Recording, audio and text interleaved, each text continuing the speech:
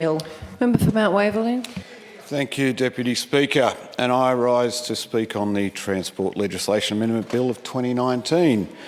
And firstly, I would like to thank the Minister for Transport Infrastructure for her work and her office's work, but also the work of the departments that are involved in this bill, because I'm sure there's been a lot of work going on in the background for quite a time to get us to this point. Should also, at the same time, thank the Minister for Roads and Road Safety and TAC in the other House, and of course the Minister for Public Transport. And I noted earlier when the Minister for Public Transport gave her contribution, she made a very valid statement, which was that Labor understands that public transport is a crucial part of an equitable society. The quote might not be correct, but I think that was the gist. And I think that is exactly true. And this integration will provide efficiency in the department. It will provide a better working machine, and therefore we will have a better public transport and road system in this state. I'll give a brief example. Some of the members on the other side have pointed to their lack of understanding of what this bill will actually do for their constituency. I'll just give you a small example of small gains that make a big difference. So earlier this year, I had discussions with the Minister's office about the people leaving Glen Waverley Station at peak hour. And I was very pleased to see that earlier in the year, the Metro upgraded the Myki touch-on, touch-off readers at Glen Waverley Station to be the new faster touch-on system. And that's great, and it did have an impact, which was good to see. But we still were talking, and then in June the Minister came to Glen Waverley Station with Metro, and we sort of discussed a few more options. Now, last week Metro conducted a trial to see if there's any other ways that we could improve getting off the station, and this involved opening the gates. Now, those touch-on, touch-off readers with the process of gates, it looked very promising. I don't want to preempt the results of the trial, of course, but it shows to me that little changes can make a big difference when you add them all up. So I'd like to thank the Minister for that work. So I'd also like to mention that the main purpose of this bill is to, indeed, as I've alluded to complete the consolidation of the Public Transport Department Authority and Vic Roads and the Transport of Victoria. And this merging of departments will create a greater focus on people and a simpler operating model, reducing duplication and enabling more efficient operations.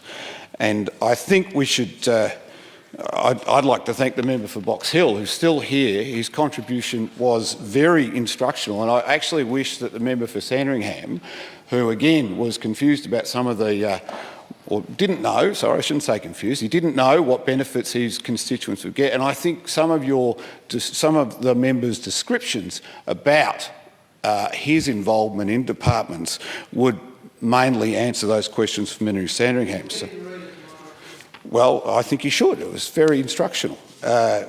So this bill gives the power to the Secretary to cancel a vehicle's registration if ad standards, and which ad standards is the advertising industry for complaints resolution.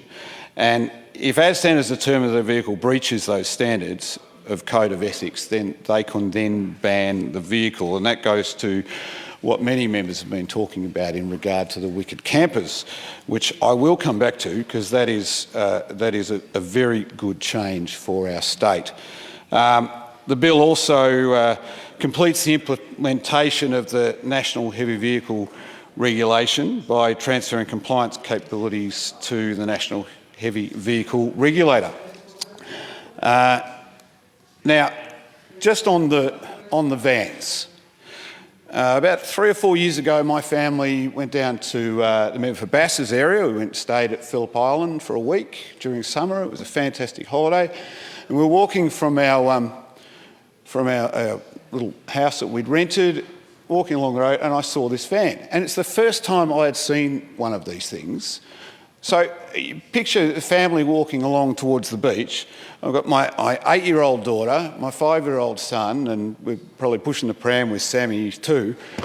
And there is this van sitting there with these slogans that none of my children should have to read.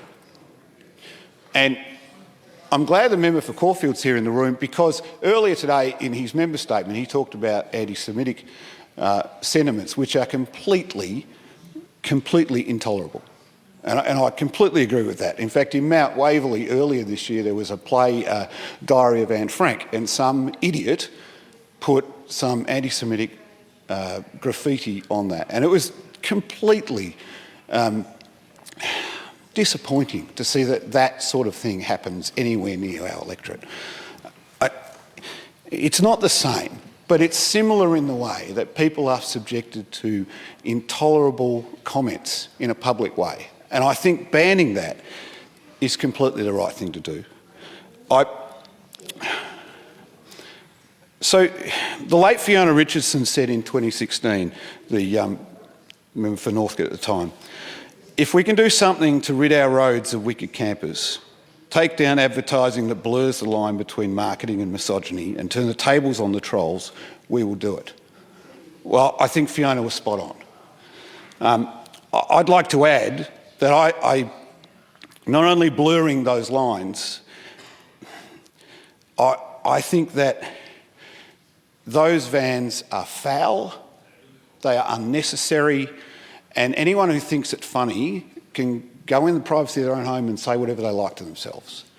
It doesn't mean my children have to read it. So freedom of speech is all fine, but there's accountability to freedom of speech. We must be responsible for what we as a society say is okay. And in this, we are saying it's not okay. And for that alone, this bill is worth passing. Getting on to other aspects of the bill in regard to the consolidation. Now, I was very happy to hear the member for Roa early talk about the suburban rail loop. It's another example of the big build, and this is the big build, and the member for Eltham also talked about the big build, quoting the member for Euroa's focus on the capital letters. And I agree with the member of Eltham that we could put the whole words in capital letters. And the best thing is that, apart from the fact that I'll, with all due respect to the member of Euroa, I'll never get that 30 minutes back, but she led off with a lot of words, very little substance. But when you look at 5 years of the Andrews Labor government in power, and you look at the big build in process, you can pretty well sit there in any electorate and point and say, Labor built that, Labor built that, Labor built that. Whereas the little 4 year before that, not so much. So I think that the SRL is a great example of government looking around to see what needs to be done for the future and for now. And I was ecstatic to see outside my office, and the member of Sandringham seemed to think that the SRL could be built today and we don't need to plan it. We're just going to get in and it's going to magically appear. He might have borrowed the member for Paran's pink unicorn or something. I don't know what's going on there. But planning is happening. And the geotech work that is happening in Glen Waverley right now will determine where those stations are. And if I can make the member for Sandringham feel a little more comfortable, once we know exactly where to put them, once the planning is done properly, then it will continue and it will work and we will see it.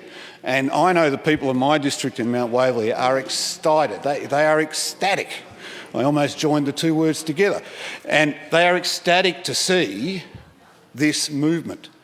They're seeing the work going on, and then we'll start working on the next phase. And in, I don't know, what are we looking at, 8 years? We'll hopefully around that time, we will have digging, we'll have stations, we'll have a loop in 20, 30 years. As the Premier said, we won't finish it, but it will get done.